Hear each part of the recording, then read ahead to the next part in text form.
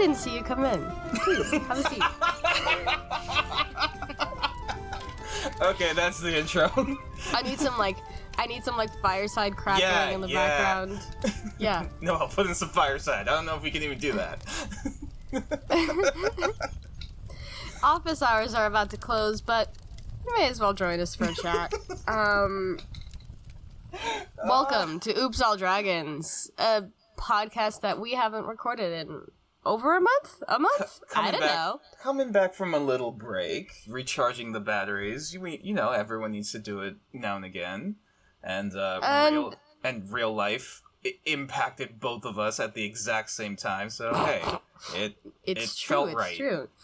And as such, let me reintroduce myself. I'm Lisa. I'm your co-DM / co-host Varun. And I'm Flemmy, but I'm here. Yeah, and we have you can hear in the background, we have another guest on today, as the description would tell you. Yeah. Yeah, you click on the episode. You know what it is. So Marilyn, introduce yourself and what your gaming experience is, your tabletop gaming experiences so far. My name is Marilyn, and my tabletop experience is limited to, I think, 3 whole sessions. 3 whole sessions ever, and I'm really new. I got lots of questions. Yeah. Good. I was recently re-listening to our first couple of episodes because I have a coworker who would like to start playing. And this was spurred by something else we'll talk about briefly.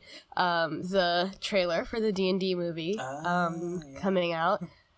And so I was sending her a bunch of stuff, and I realized, oh no, the stuff that I consider beginner friendly, it's actually not beginner friendly at all, because she started asking a bunch of questions, and I'm like, oh no, it needs to be even more rudimentary than that. Yep. So here we are.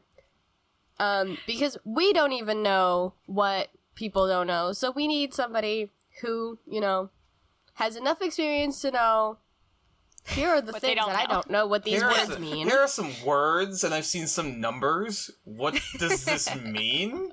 What does it mean? What does any of it mean? Exactly. So we're here to unlock the mysteries of the universe. But as long as that universe is just contained within like a table. A table. Yeah.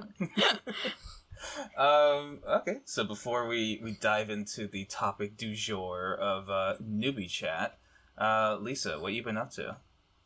Oh boy, so much has happened that it feels like nothing's happened.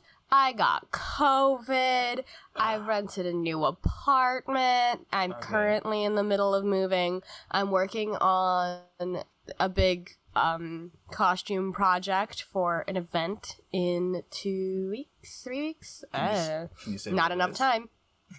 Oh yeah, no, it's not like an NDA or anything. I'm just making a big ball gown to wear to this costume ball, cool. Called the Labyrinth Masquerade. It's this big costume event that I've seen a lot of people that I've followed for a long time go to every year, and I've always wanted to go to, and now I actually live in LA and I can actually go to it, and it's awesome. It's so fucking cool. Is it based on the movie? In name only. But it's basically it's supposed to be a big fairy goblin masquerade ball, yeah. And I made the very smart decision of only buying myself a ticket, so I'm going alone, but a bunch of my coworkers are going too, because of course they are. And so that's gonna be a good time, and I'm currently staring at this unfinished gown and just sweating. Yeah, that's pretty much it. Okay. That's the short of the long. Cool. And then we'll talk about the D&D movie trailer in a second. Yeah. And then Marilyn, for everyone's reference, so where are you coming from? What do you do? Yeah. I currently live in Boynton Beach, Florida. I'm a copywriter full time, and yeah, that's pretty much what I do. So normie. Yeah, like really. And I was gonna say, is there any other nerd things that you do other than now just starting to play in one of the games that I'm in? Nerd things that I do, I think, are pretty normie nerd things, if that's a thing. I just watch a lot of TV shows, anime, things like that. I'm a huge Avatar: The Last Airbender fan.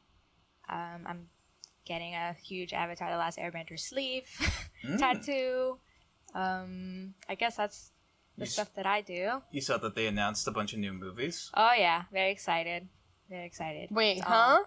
Yeah. Oh, for honey. Avatar. So many great things are What? happening. They announced like three new animated movies. Netflix has another real life adaptation coming. It's just gonna be really fun. Avatar Studios is revving up for some amazing things. And it's Oh boy. And it's Avatar itself, not I think it's both. I think it's Avatar and Legend of Korra. Yeah. They're doing some movies for both. Yeah, I think in their long game they definitely are for sure. Mm-hmm. So they're starting a whole new universe. They're expanding the universe into tons of different stories. So it's gonna be really fun. Cool. All right. Yeah. And then just for me, I've been doing a ton of stuff. I've been finally completing a bunch of Gunpla that I had that were close to being done. Finally getting those built up. I've been playing through my backlog of games because there's one day where I just going through my Switch and I'm just like, what the fuck? Why do I have all these games? And I just haven't either played them or beat them. So I'm going through beating them and just deleting them off my off my Switch. I'm just like, I need the space, but I also have to justify the fact that I spent this money. So I beat Atomic Crops, I beat Super Bomberman R. I just replayed KOTOR 1, still very fun. I'm not gonna do KOTOR 2 just yet, because the new SD Gundam game is coming out, so I'm gonna play that one. And then other stuff. I've been rewatching One Piece. I've been going through the dub of One Piece, not the sub of One Piece. So I've gotten up to Dressrosa on that. Pretty fun. A lot more fun when you're not watching it week to week, because then you can just keep on going versus having these terrible gaps in between. Just come on, man, that was 10 minutes of new actual content. I'm trying to think what else. No, that's pretty much it. Yeah, there's tons of other little things I've been doing, but yeah, catching up on old stuff and yeah, just no, I can't talk about that yet. That's for our other episode, our new potential sponsor. So we'll talk about that later. All right. So where we've been at, batteries recharging, and then as we're doing this, guess what? Lisa messaged me the fuck is this D&D trailer? That wasn't exactly it. It was just yeah. Trailer, huh? So no, I know. So you saw it even before I did. So and Marilyn, have you seen this trailer for this D&D movie that they are making? I think I saw maybe, but I don't know. I don't have any clear recollection of it. If it did happen, I probably wasn't putting two and two together. Okay. Sorry. Well, so Lisa, all I know is that when it came out, because it was I think it was the Friday of Comic-Con. Yep. And I was literally earlier that morning explaining to my two coworkers who I share an office with that Comic-Con is when a lot of trailers for nerd stuff comes out, and within the hour I was proven correct. And I did sit there and watch it a solid 12 times. Going through it frame by frame of Interesting. Like, the dragon in the trailer looks taken out of the player's handbook. It's out of, like, straight out of the monster manual. There's a gelatinous cube in there. We got a mimic in there. It's gonna be a fun time. And then immediately, you go on Twitter and there's people being like, oh, I can't believe they're making it a comedy. It's gonna be just like a Marvel movie. And I'm like, why are you complaining? Just don't see it. Like, you don't have to see it. Nobody's twisting your arm. Have you seen the last D&D movie they did? They made that one real serious, and the best part of it was the comedy, the unintentional comedy. Yeah, and also, have you ever played a game? This shit's silly as hell. This is some silly business. If they didn't make it silly, it would be weird. Yeah, there's very few actual D&D games that aren't just straight up silly most of the time. Like, you have to go out of your way to, like, find a serious RP group who's like, no, we're taking this medieval fantasy super seriously. Yeah. Chris Pine as the leader / bard. His name is Edgin. Edgin the bard. No notes. No notes. That's the perfect bard name. Yeah, I'm not gonna lie, that's a pretty good bard name. And then I think it was the lady from Lost is the dwarf. I forget her name. No, I don't think there's a dwarf. I think there's a She's like a fighter or something. I think she's a barbarian. I think she's a human barbarian, I want to say. Okay.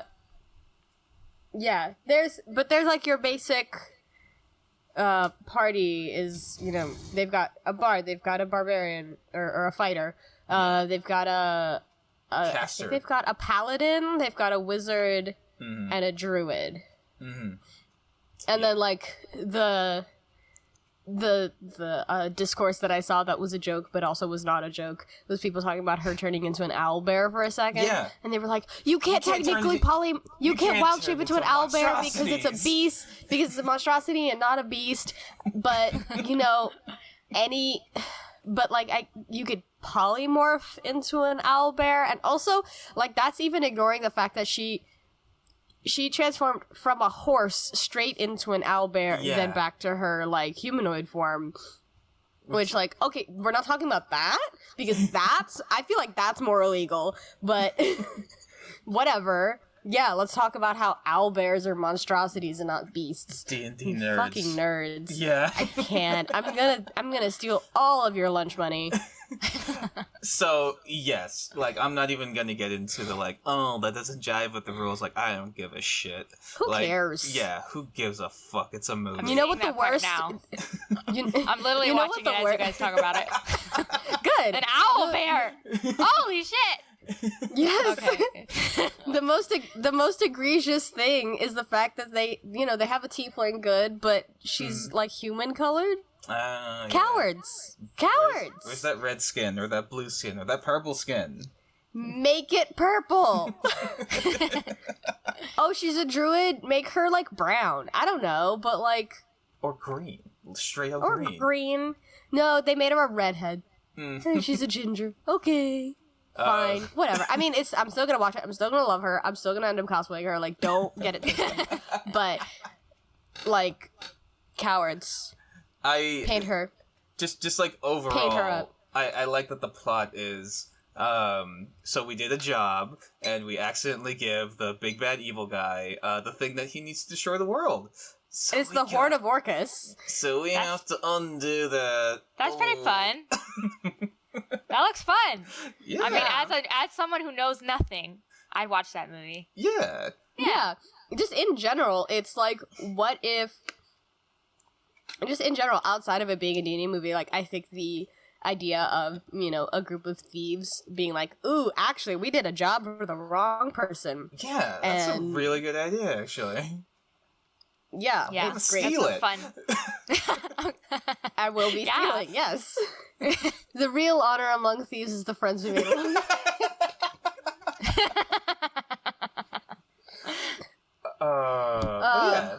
But D&D Yeah. movie. Looks fun. Chris Pine looks like he's having the time of his life.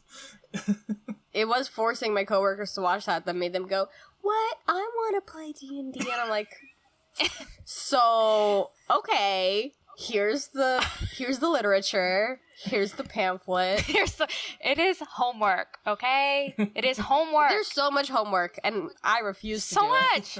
I remember in the first session, like before the first session that I had with Saul, I was like, he was like telling me all these things to do. I was like, yo, I got like to work and I got like shit to do. I mean, I thought I was just coming in to play a game. Job. I have an actual job. No. No, it's just you have to like carve it into Flux? your new schedule. Yeah. Yeah, could we just play Flux or like Coup? Please tell me what any of that means. They're like Uno? card games that are also overly complicated. Oh goodness. But nothing is as complicated as D&D, but they're like card games. I mean, there are things that are more complicated than D&D. Like, you've seen Pathfinder. All the numbers. Vampire the Masquerade. I still haven't gotten through that book. Oh God, do you think I have? Oh boy. Okay. But actually, this is a great segue. We could just get into it. So, Marilyn, you get a message, a phone call, a conversation with yours and our good friend Saul, and you get invited to play in this game. What are your off the bat? What are your initial okay, what is any of this? What's your initial reaction? Well, he has been asking me to join for a long time, for maybe years. And, oh, we're doing this thing on Friday, or we're doing, whenever he was starting a new campaign or something, be like, you're invited, and I'll be like, yeah, I don't know any of that. So I would never really participate. But most recently, I was like, you know what, I think it's time to try something new. So not really knowing what I'm getting myself into, I'm like, yeah, I'm gonna show up. And then he's like, okay, here's what all this stuff you have to do. Make a character. Okay, I can make a character. Here's the book. Read it all. I was like, okay. And he's like, okay, now answer all these questions and write them down. And I was like, oh, okay, so this is school. So this is homework. I'm 30 years old. I'm like, I didn't ask for any of this. So I was a little intimidated coming in. But, I mean, yeah, I was ready. I was still pretty committed to learning, how to do this and what it consists of. And for a little context, the game we're playing in with Saul is the Orbital Blues system. So it's not D&D, so there's not nearly as much to read, because the book he sent you, Marilyn, it has a lot of stuff. But the actual player's manual or dungeons master manual for D&D is much longer. Yeah. So I'm pretty sure he just had you read the player bits, right? Yes. Which is still a lot. Yeah. I still need to finish. But we got your character created. That was done. So that was the first thing that you did, because even before you joined, he said, "Oh yeah, I'm meeting with Marilyn to set up her character." So how did that go? Because there's obviously some technical parts that go into it, but also you have to come up with a character. Yeah, actually, that was the part that I was most excited about. I write for a living, but I haven't really been writing for myself for a long time. Mm-hmm. So I was like, I wanna.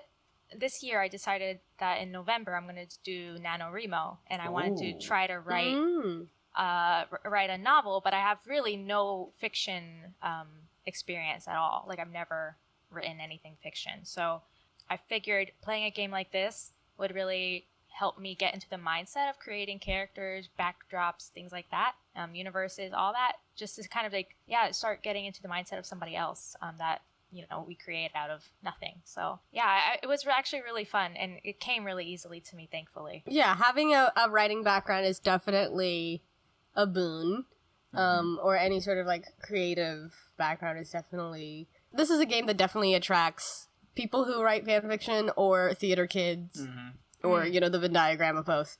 Yeah, for sure. So it was definitely it was really fun to just kind of go crazy. Yeah, and you know? given the character you made, you're like a martial artist or a ninja with like hook blades, which is very because like this is like a cowboy bebop space cowboy. Okay, I've been watching setting. So yes, it's a space cowboy setting, but I was like, I'm gonna be like the really grounded type of character who maybe sticks to an older way of combat in the way of living, but still has to like kind of like iRobot, and I based the hook blades off of Jet from Avatar, and that kind of I don't know. I thought it was just pretty cool to be able to combine my favorite parts of different characters. I was just curious how like we're all using like guns and stuff, and then you come in like hook blade ninja. Okay, oh my, it's just you know what? It's my first character, and I just always wanted a badass like martial like weapon, and I was like, let's just fucking do it, you know? Sure. So, it's okay. But yeah. So that was the creative part, and yes, everyone usually loves the creative part of any of these role playing games. So then, how did you? I don't say but how, like what was the experience of taking that image that you have and now creating a character sheet around it? So like applying stats and whatever to make them. That was definitely harder for me to wrap my head around.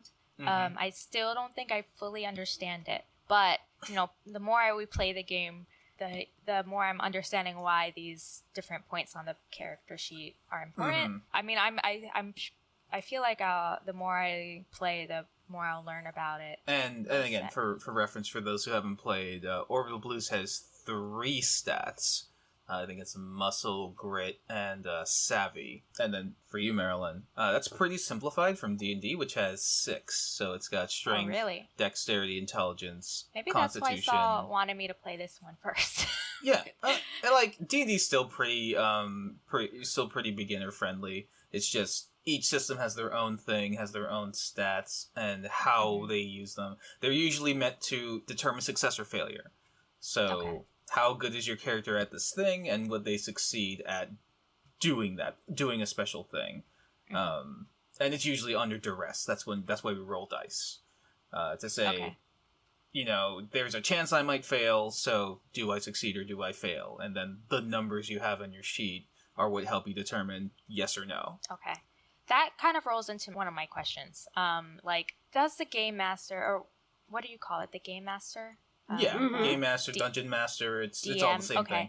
Okay. Do we really have free will, or is there like a I don't know if we have free will, because the game master has to like pretty much control the whole game goes. Oh boy.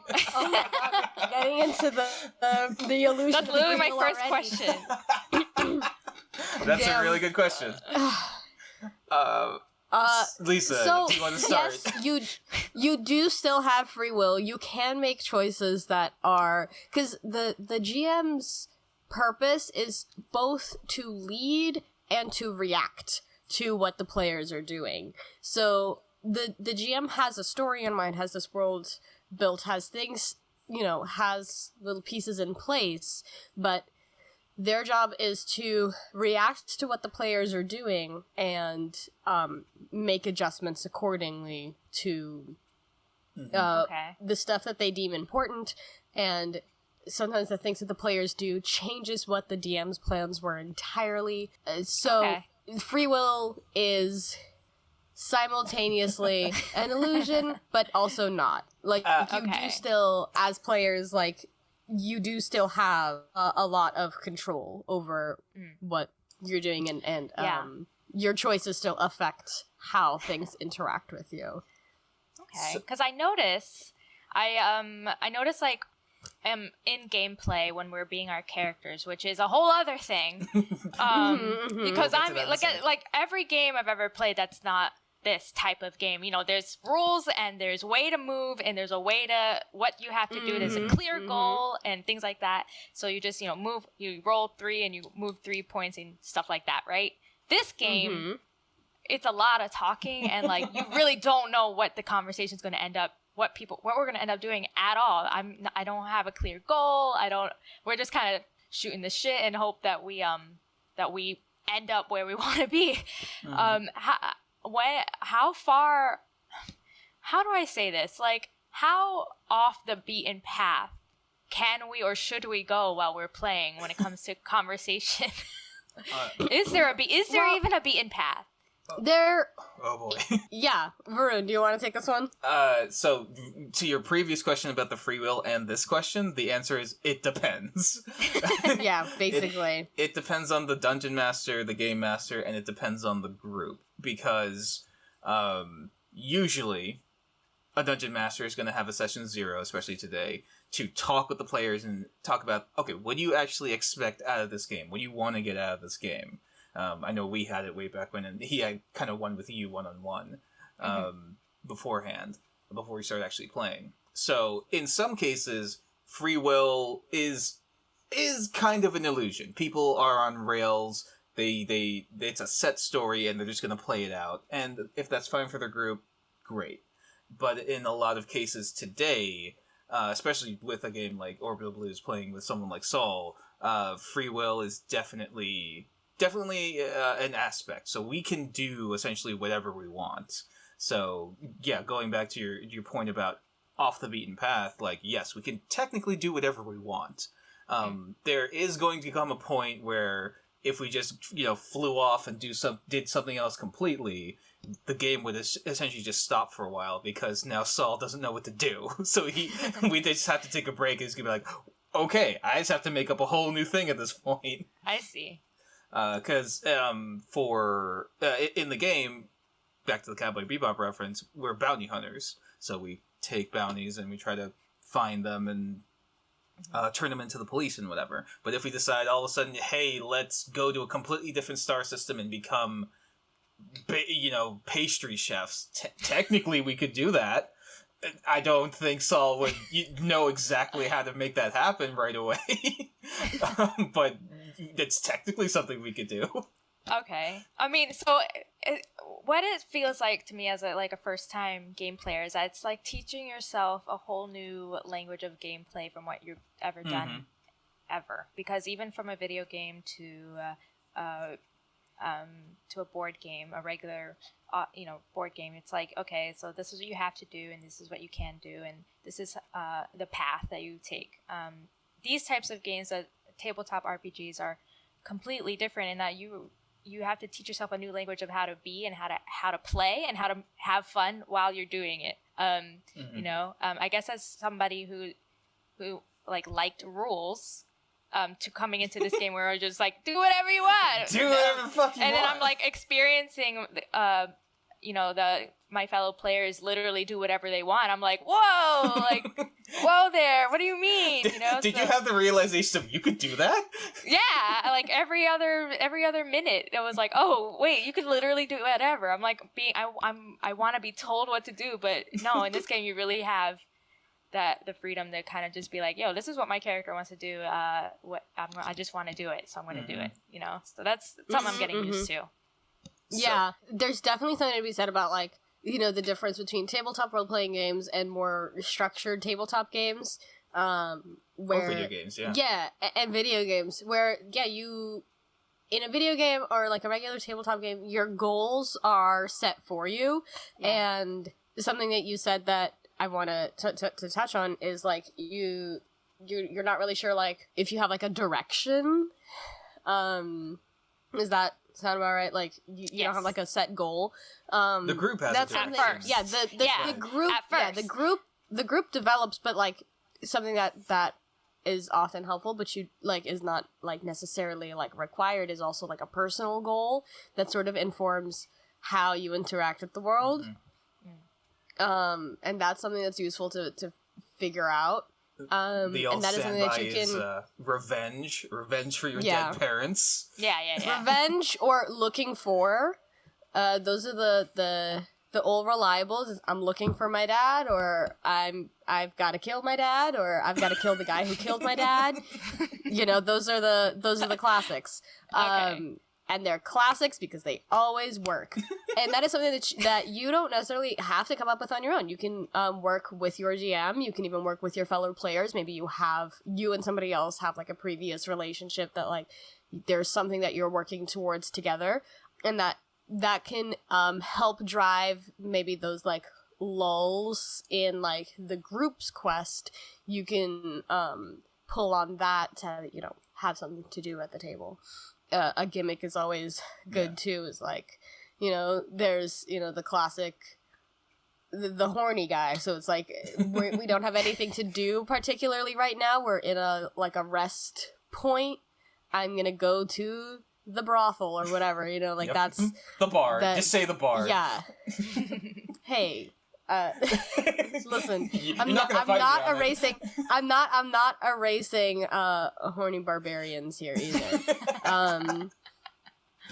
They are valid. But yeah, that's definitely something that I could definitely recognize, because, like, initially, that's something that I have a hard time with, too, is when coming up with a character, what is their personal goal that they're working towards? What is it that they want? I was watching a video recently that made a really good point of, like, when building a character, you want to come up with something that they want, but eventually they're going to find something that they actually need. In the same way that, like, you know, when you watch, like, the Little Mermaid, where, like, what she wants is to go to the surface, and then through the story, she finds out what she needs is to get legs? I don't know. That metaphor got away from me, but you get what I mean. There's... You know, as human beings, and then interesting characters often have a want, and then something that they realize that they need. A lot of times, those characters that want revenge realize that what they need is a family, and a support system, and they find that in closure. Yeah, and they find that in this found family that they are traveling with. I'll come at it from cool. I come at it from a different point. But yes, you want to have a goal for your character, but you don't want to be there yet. You never want to already have accomplished your goal when the game starts, right? Because then your character has nowhere to go. Yeah. So you want to be, like, kind of shitty, or, you know, have terrible habits, or have to take revenge or whatever it is, and then you have that goal for yourself, for your character. And then you, as the player, as we go through, usually, and it's even better if that goal starts to conflict with what the group's goal is, because that's kind of what my character's situation is right now.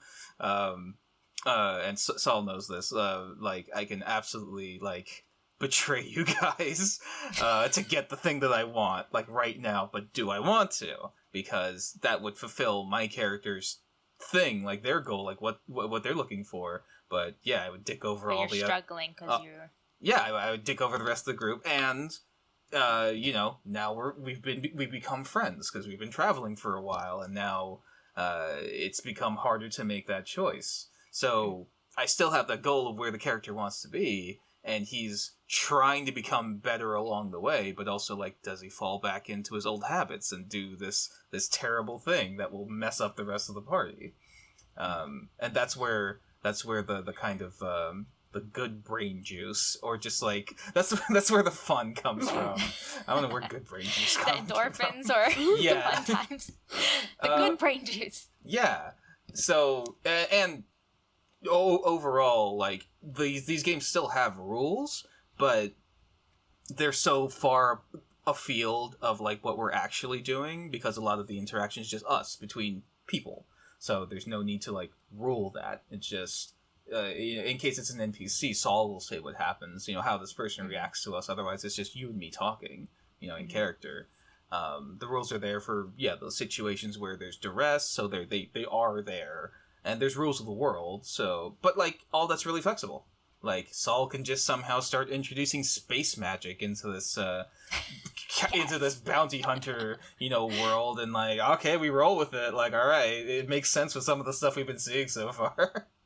Yeah, actually, my next question, it still has to do with characters, and then we'll get more into the, like, technical questions I have. But, question about, like, playing as your character. Like, say your character is a dick, and you're not. How how do you Oh, these are good questions. play as a dick? Like, it's hard for me to want to be the person that my character is, and also like have fun being myself at this table. Like, I'm struggling. Oh, this goes back to Rachel. Oh boy. Well, so what I would say is part of it is trust of the with the other people who are playing with you. Hopefully you're friends with them. I think that like those kinds of characters where like they're gruff and, you know, kind of assholes are better played. I'm not gonna say exclusively you should only play these kinds of characters at a table with friends, because maybe you want to play this type of character at a table with strangers. Like, I don't know, I'm not your mom, I can't tell you what to do, but I would say that, like, you know, if your concern is that, like, you want to make sure that the people around you aren't, like, don't think that you're actually like this, it's a matter of trust with the other people at your table. And I think if you bring it up ahead of time and just say, you know, hey, I'm joining this game, my character acts like this. I don't act like this, but my character may act like this. I think that's totally fine. Yeah, and then, you know, working it outside of the game. Yeah. And there are points where there is a way of playing a character that's an asshole without actually, like, offending people. With, like, actually offending, like, you know, the people at your table. And it is, like, it is a balance of, like, reading the moment. Yeah. I think the key thing is, if you're gonna play an asshole, you know personal things about the people on the table that's outside of their characters, you never use that sort of thing to make them angry in the game, because that's no longer making them angry in the game, that's making them angry in real life, and that's going to blow like up the a game. of what we're trying to do. Yeah. Exactly. So if you find out something about their character that you can kind of like poke at, then go ahead and do that. And I think our table's good enough, and, you know, a table with good communication is like, if someone isn't, if that's starting to ruin their enjoyment, they can give that feedback to you or to Saul or whoever, and, you know, everyone just talk it out and say, okay, here's the line. You know, don't go past that. Yeah. All right. Yeah, and it's something that we harp on a lot on this podcast. It's communication outside of just in game, like checking in with each other, you know, giving that feedback to your DM, and, you know, even sometimes to the other players, and, you know, setting up expectations, all that. This is part of why that, like, session 0 is so invaluable too, is you know, setting those, like, hey, that literally gives you a chance of being like, hey, I'm playing an asshole, but I hope that everybody understands I'm not an asshole, and if I step too far, if I go too far, let me know. And it is a matter of like communication and trusting the people that you're playing with. Totally. Right? That makes sense. Dropped my teacup. No. Oh no. No, it's fine. It's on carpet, and it was empty. Okay. So we've gotten into, you know, characters, and that's kind of like a table etiquette thing of, like, you know, communicating and talking to people and, you know, sort of reading the room. Do you have any, like, what are your, like, more technical questions? Yeah, sure. What is a crit?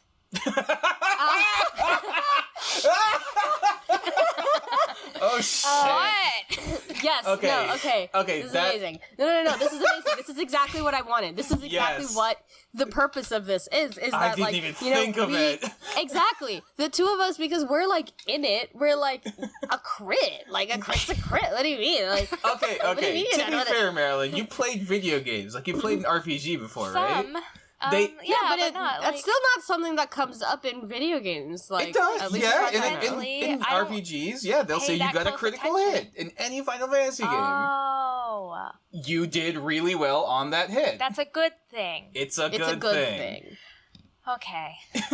Well, I was gonna say. Well. Critical usually means you did something well if you got the highest thing on the dice. So if you're rolling a d20, the 20 is the highest number. So you get a 20, you got a critical success. So in combat, usually that means, boom, you do as much damage as possible. But you can do a critical fail also. So if you get the lowest just rolling the lowest number, a 1. Something really bad happens sometimes. I don't think we're playing with that in the system. I don't think no, but really I've heard it, like, anything. yeah, like my tattoo artist, for example, just did a D&D tattoo, and the caption was like something about crit. You gotta roll initiative. I have no idea what the hell it said. Like I had no idea what it meant. So it's gibberish. So yes, crit means either you did something very well or something very poorly. Got it. Yeah. So usually the most common way of it being used is in reference to rolling a 20 on a d20 or rolling a 1 on a d20. Okay. Because that is generally speaking, at least in D&D, I'm not sure about Orbital Blues. The d20 is the die that the d20 is the die that you use the most. We use 2d6, so 2d6. Yeah, a quote unquote crit would be 2 6s, but nothing happens. There's no mechanical benefit. Nothing happens. Yeah. we would just say that because that's gaming tabletop vernacular, but in the game, nothing really happens. We're just saying like, oh, you did really well, or you got double ones. Oh, you did shit. Yeah. Yeah, that's actually hard. Like if I roll something that's not good, I'm like, all right, how do I do what the thing I do the best, the worst? Like I thought I was good at this, and then I roll something terrible. I'm like, I am actually shit at this. And no, it's not that you're shit at this. That's what I said. So the dice are success and failure in a situation of duress. So it's not that under perfect scenario, you don't even need to roll the dice. You just do the thing because you're already good at it. But when you're getting shot at, or you're in a sword fight or whatever it is, there's that element of just randomness. Did someone bob when they should have weaved, or did something distract you for a second, and you missed your shot. That's what the dice say. And then Saul kind of flavors that with his descriptions.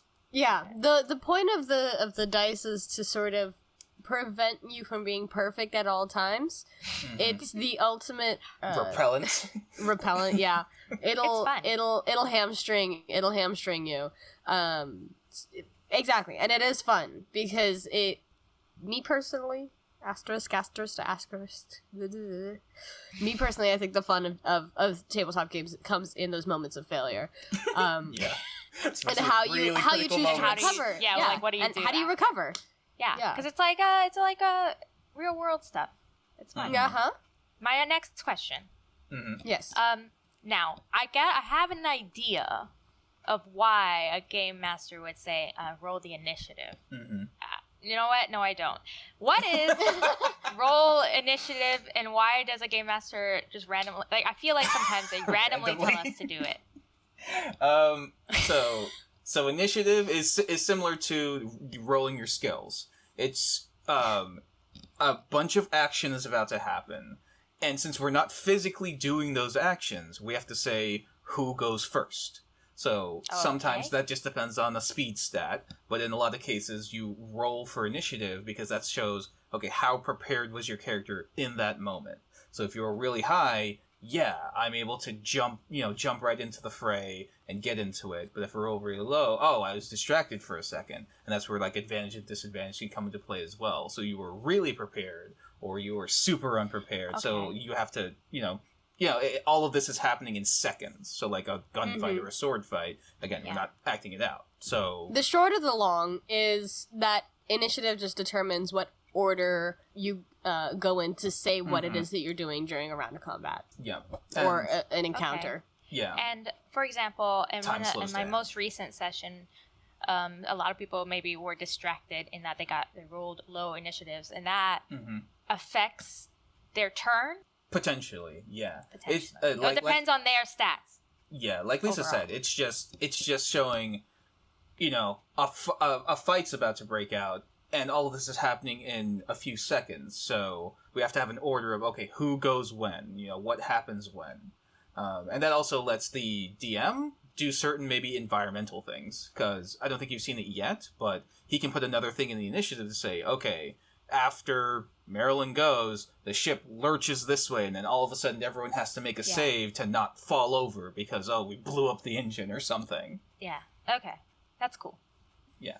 So it's a way to just order what happens in that combat, because in the game world everything's happening so fast. Yeah, it's a way of preventing that one guy at the table to being like, I'm gonna do this, this, and this, and this, and this, and this, and this, and this, and this, and this, and this, and this, and like nobody gets a word in, and that one guy like finished the combat, and it's like, it's for the sake of like keeping it kind of organized. Yeah. Okay. I like that. You know, my regular game brain is like, God, we're going in order. This is great. You know?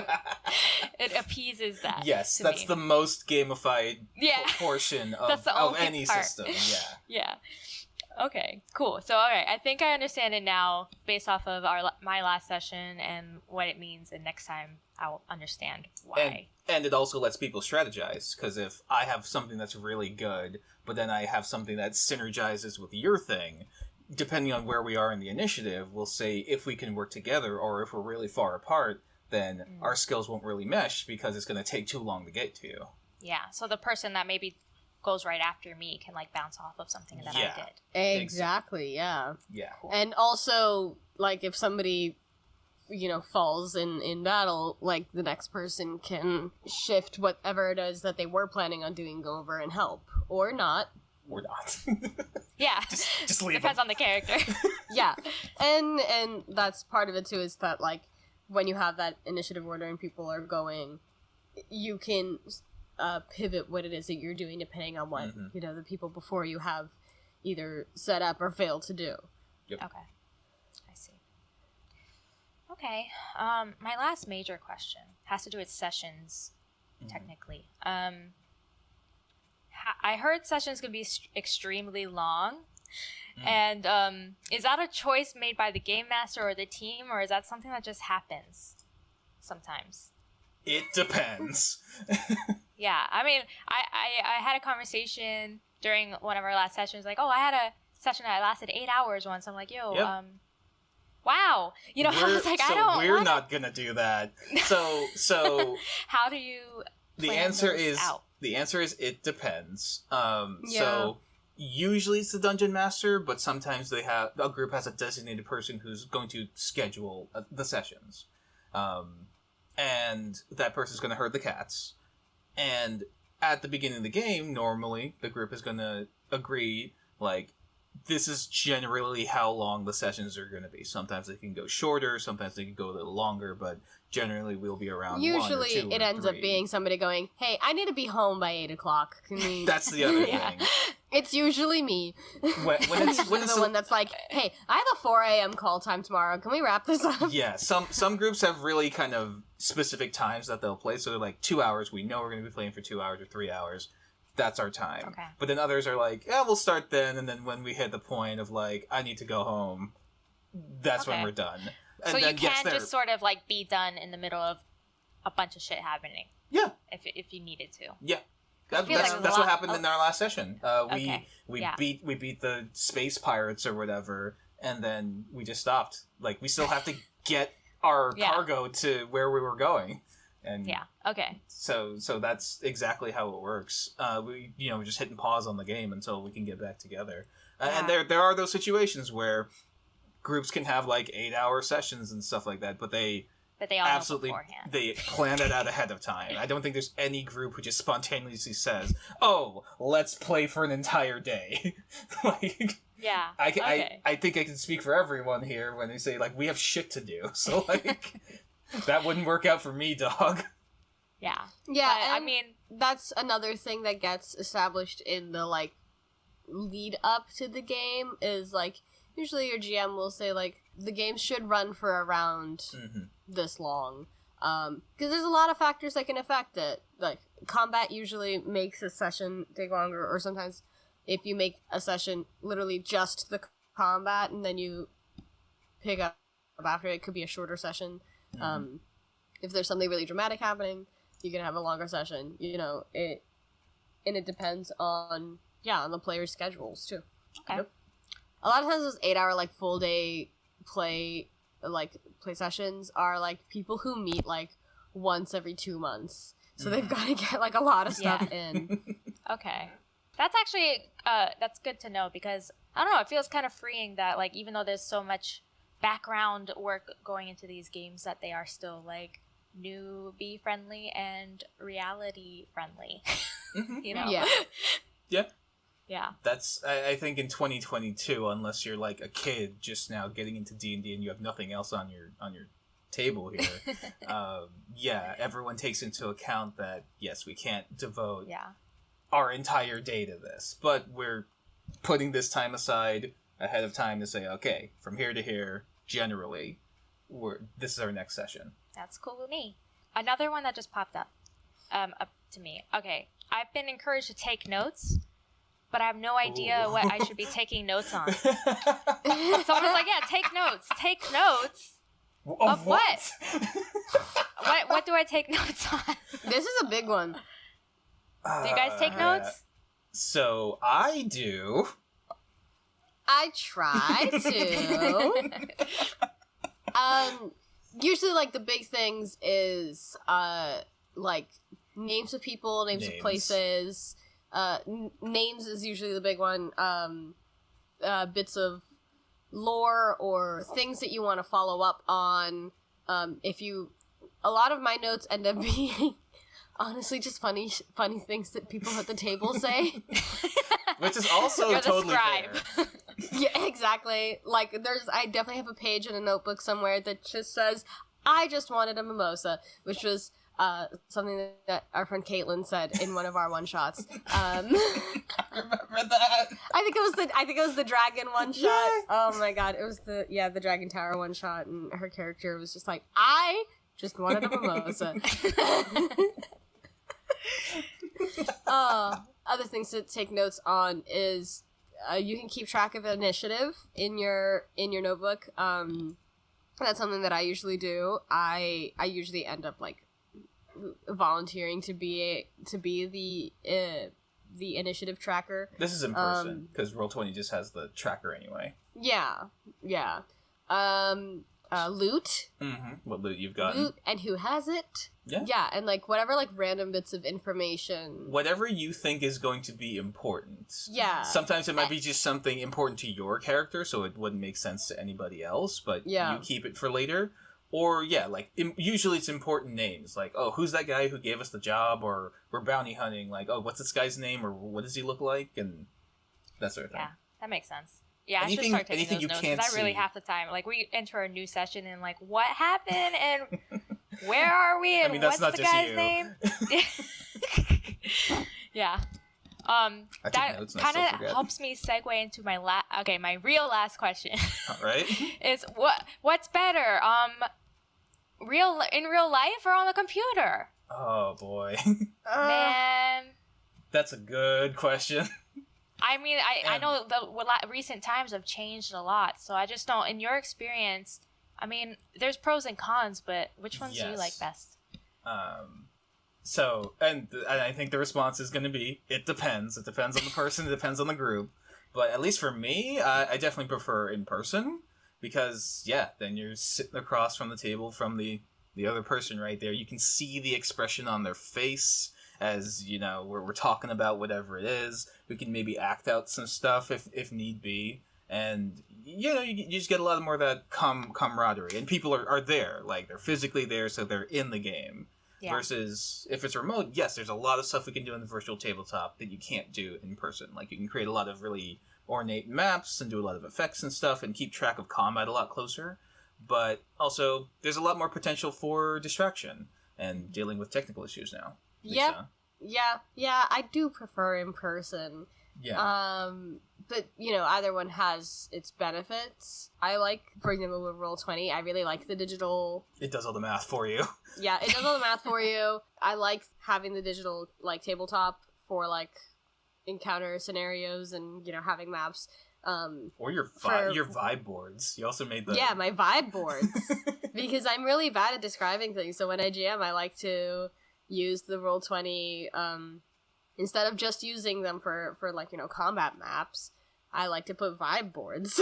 What is that's cool. What does that mean? Like what? Like a like a Pinterest board for like a mood board for. So the town doesn't look exactly like this, but it looks kind of like this.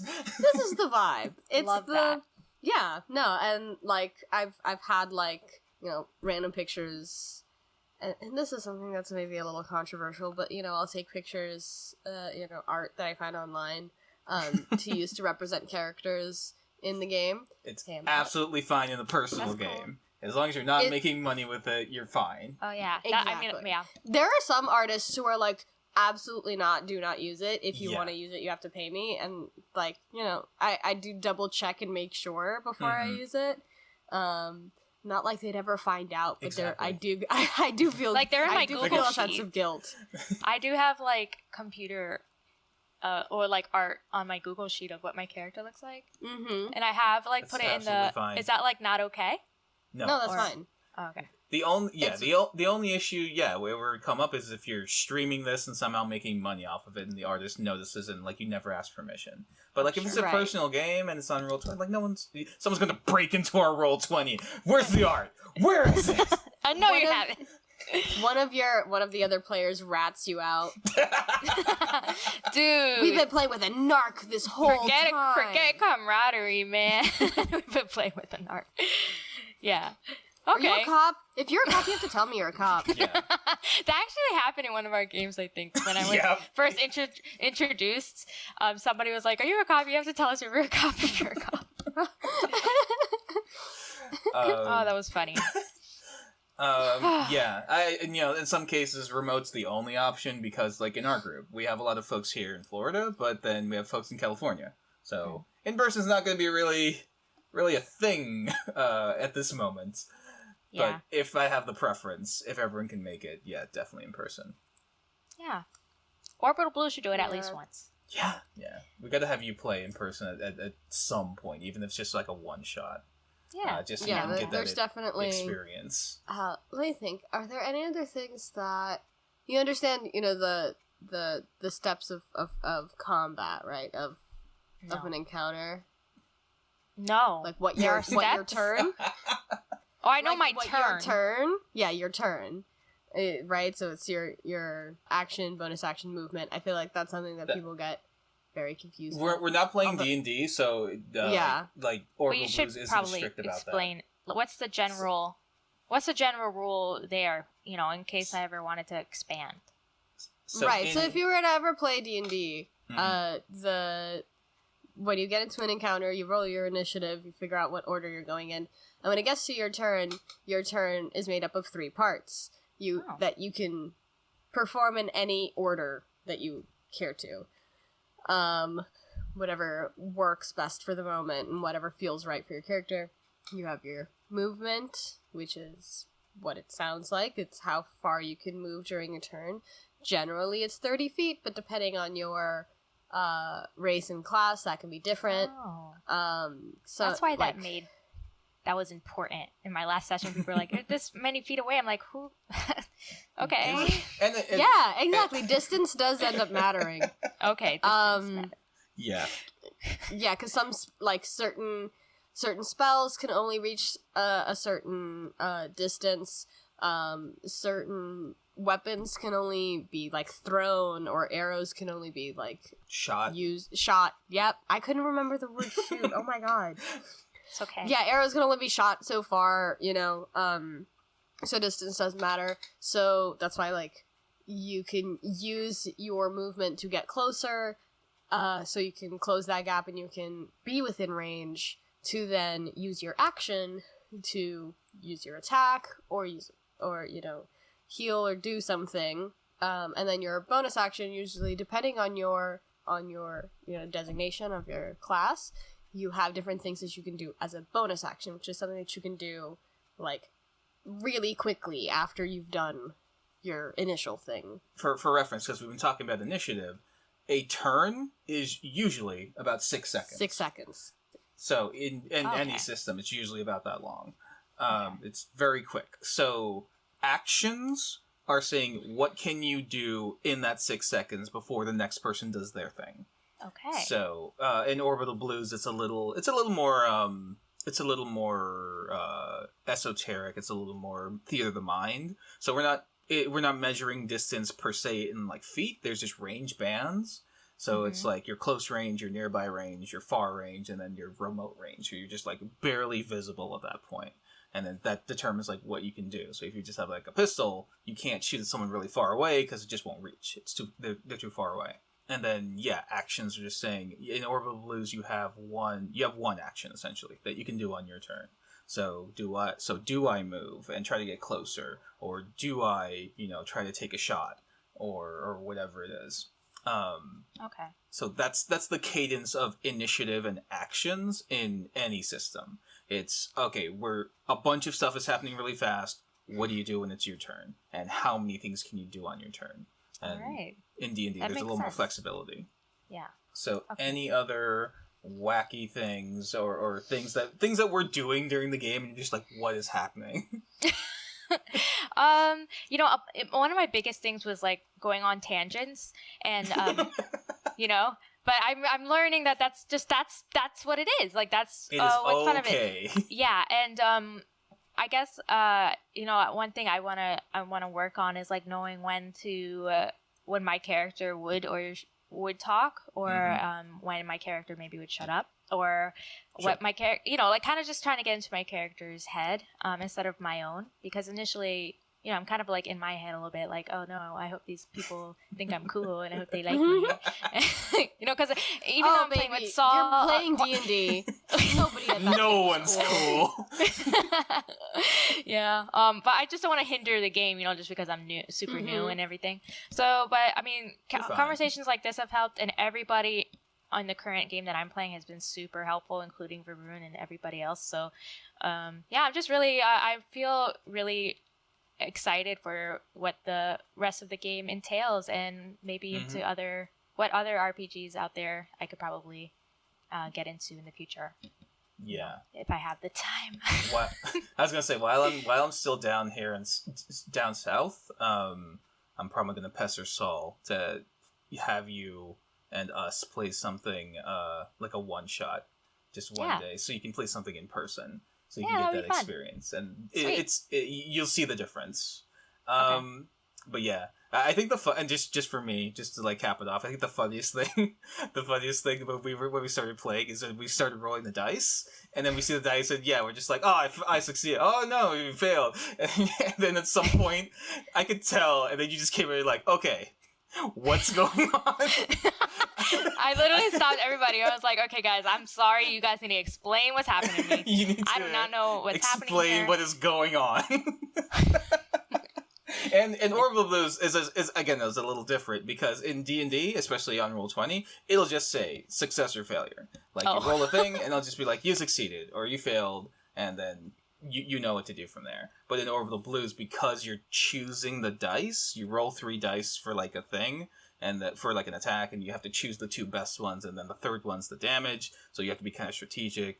Or if you're rolling your skills, you roll 2, and then, oh, I got the plus from the thing. It doesn't say any of that in the chat. Like, we have to do that ourselves manually, because it's so that's kind good of practice. Weird. For sure. Yeah, so I can absolutely see, like, after a couple of rolls, you're just like, what the fuck is happening? Yeah, I really was. I was struggling. Why are they happy? Why are these numbers, what do these numbers mean? Yeah, it was a struggle.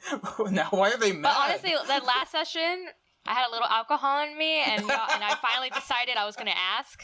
Better to ask earlier than later. Yes, definitely. And that's the other thing of just like drunken D is also a thing. Okay. Try not to do it too much if the game's like gonna go on, just because like trying to learn you'll lose the thread.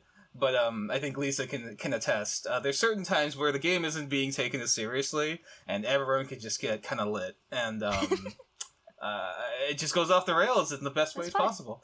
Yeah. No, it's great. I've definitely DM'd like 6 White Claws deep. I've DM'd you when you're 6 White Claws deep. Listen, I love a White Claw. What can I say? Okay. So I think if there's no other questions, I think Do you that's... feel... Did this help? Yeah. Do you feel we more should ask for prepared now? feedback. Yeah. Yes, I feel more prepared. I feel a lot like I understand like the basics a lot better and what this is all coming from. And honestly, my impression is that it's all coming from a good place. Like all this confusion or whatever I've ever had, the way the games are set up, it's all coming from like a place of creativity and just having fun with your friends. Yeah. That's how it should be. Yeah, that's what we want. I think that this type of game can definitely seem way more complicated than it is, but it also is very complicated still. Yeah, it's complicated, but it's not like over everyone's head, you know? Like it just seems that way. But I guess if anybody has the curiosity to just learn something new, because it is kind of like learning a new language with your brain. But not like a full language, just like a way to think, especially as a game player, like a new way to play a game, which can get really fun once you start getting it. So I'm at that point where it's like, okay, I'm starting to get it. Okay, so awesome. Yeah, it's starting to be fun. I would say to any newbies, give it at least 3 sessions. The first 2 might be a little rough, in my experience, but the third one gets better. You're fine. Yeah. Well, it was just because I had no idea what was going on. It's okay, and that's the last thing I think we'll leave. Like, it's okay to say at the end of the session, like, what, or even the middle of the session, like, what's going on? Yeah. It's all right. Luckily, everyone's pretty cool about it. Yeah. If you ever have a group who, like, starts to give you shit for not knowing what's going on when you're new, that's a bad group to be. Leave. Yeah. Leave. Just leave. Red flag. Red flag. Biggest red flag is a table that's not Welcoming helpful to newbies. helpful. Like, welcoming. Like, we've all been new to this game at one point or another. Like, just it's so easy to just be helpful. Mm-hmm. That is good advice. All right. It's in general in life. It's actually very easy to be helpful. And I think that's what I'm gonna, hey audience. Hey. Thanks for joining us. Do the NPR Thanks for voice. coming in. But, office hours are closing now. But I hope that what you take from here today is being helpful is really easy. And you can, help people. Why would you not want to do that? Like, subscribe, share with your friends, leave a nice comment. If you have questions of things that are still confusing to you, ask us. Can't guarantee we'll have all the answers, but we'll certainly try. We're Oopsall Dragons on everything? everything. I was going to say Twitter, Reddit, all that stuff. And we just got a Patreon. You can Google us. We just got a Patreon. We did just get a Patreon. So we should plug that as well. Patreon.com/OopsallDragons. Yeah, we've been working on some stuff. We've got a fun and different and experimental episode coming up. That was kind of just for shits and giggles, but if it's something that, we end up being happy with and something that people like, we might do more of it. Not too often.